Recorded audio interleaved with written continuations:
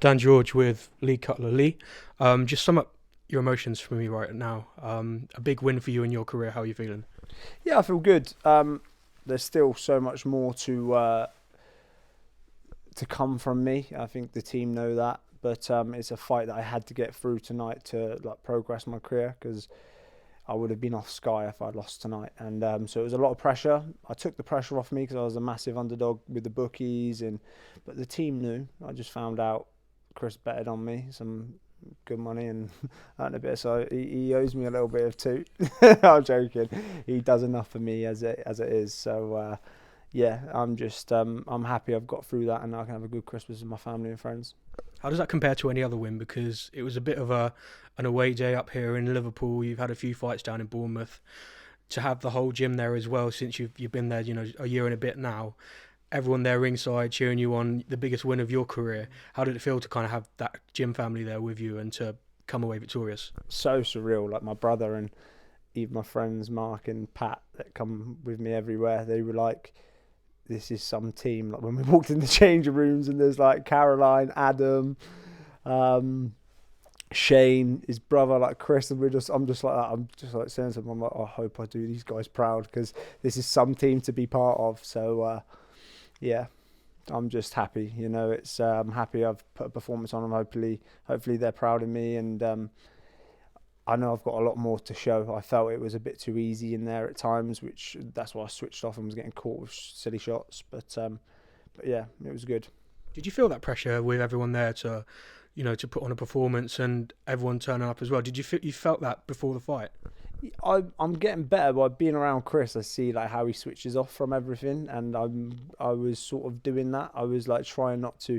When I heard my brother and them say this is some team, I'm just thinking, in the back of my head, I'm thinking, yeah, it is. I'm hoping I'm gonna, do them proud, but like I just have to like shut that out.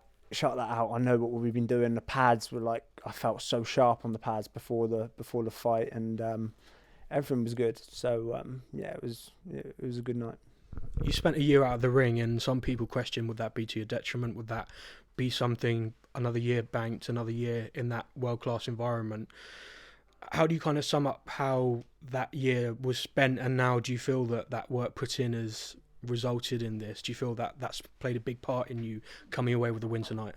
Yeah, I didn't see it at the start because I've said to Chris a few times, it's been one of the hardest years in my life. Living in London, not earning any money when you're not fighting.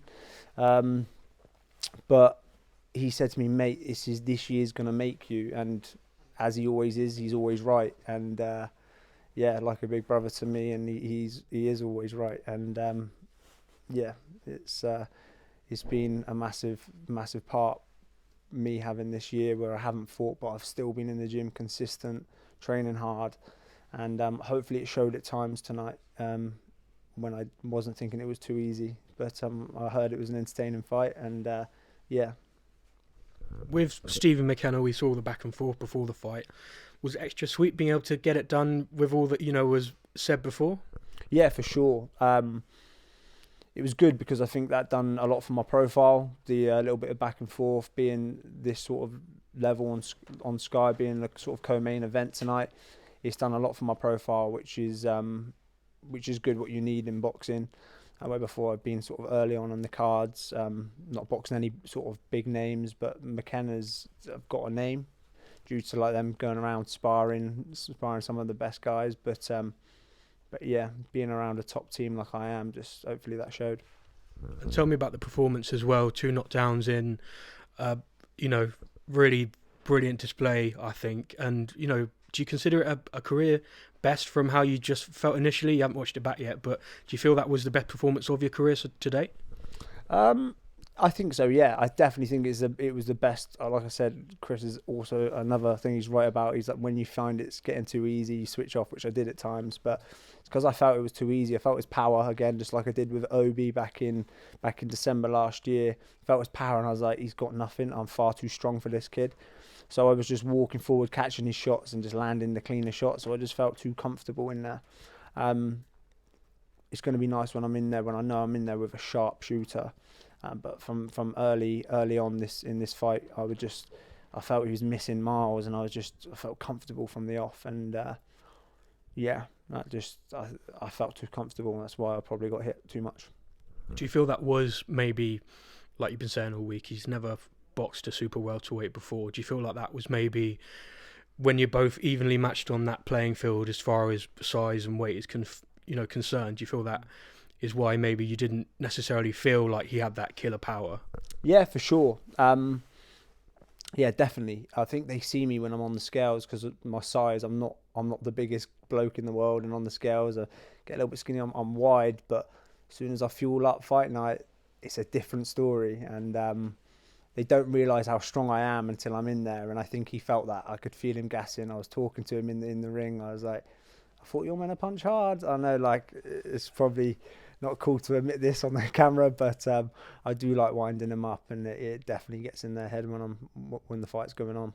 Tell me about your relationship with Josh Pritchard. The two of you have been together since you've come to the gym. He's been your main kind of coach in that kind of environment.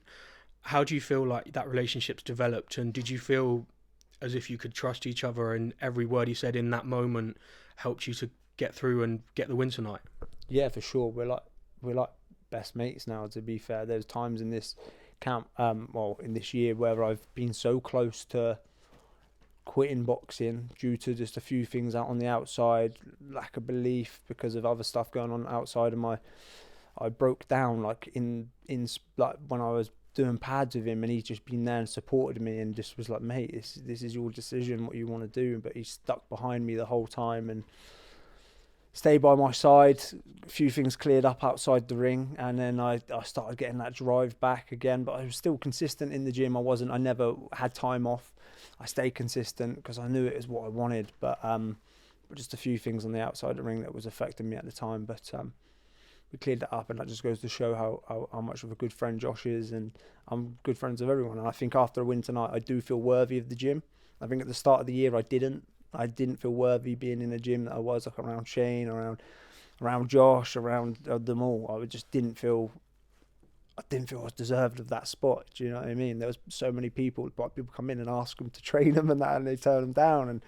And so yeah, I'm just thankful to be in this position right now, and hopefully bigger and better things to come. Is it extra sweet having been through that to come out the other side now, proving people wrong with that belt at the end of the fight? Is it a weight off your shoulders as well as it's an incredible feeling? Yeah, for sure. It's weird. I took the pressure off myself for this fight. I was just like, this is what it is. It is what it is. I've put everything into this. I said to everyone around me, I've got absolutely no excuses going into this fight, and it just put me at ease. I was like, I've got no excuses. The only thing that could have gone wrong this fight week was if I got ill, and that was my biggest thing. I kept saying to everyone, I was like, the only thing that can go wrong now. So I'm still getting in that ring, but the only thing that could go wrong was if I got ill. I was sparring the best I was doing. Like, I was the best in the gym. I said, whatever happens now, it's going to happen. I just had no pressure on me. He was the favourite. He's the guy that's put his whole life into boxing since he was a young kid. I had my first fight at 15. I used to have to lie to my mum to go to the gym, and now look where I've got. And yeah. Tell me about what's next, because the big thing that we spoke about before this fight was Diet Coke. yes, Diet Coke. It's not alcohol. The biggest thing that we were speaking about before this fight was how you'd been promised this homecoming back down in Bournemouth. If you were to get through, you got through. I think you look really good whilst doing it. I think a lot of people in a fight as eye-catching as that, and you come out the A side, I think a lot of people, in the public really appreciated you for that. And like you said, it's raised your profile massively. That showdown in Bournemouth now, that headline show, that's always been the dream. It's as close as it's potentially ever been in your career. That's what's got to be next, surely, for you, hasn't it?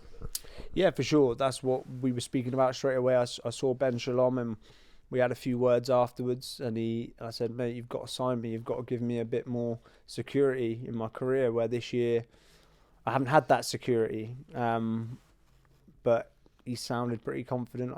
He said he'd be in touch with Jake and Shane, my managers, and yeah, fingers crossed we can get a big year for next year now, and get that fight down in Bournemouth against a big name. I'm ready for anyone now. So yeah, I'm not going to mention any names. It's just whoever my team thinks best for me, we will go.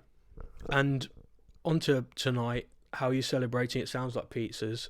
Are you gonna just take it in, enjoy it, and then enjoy the Christmas period? What's your kind of plans for the next, short-term future?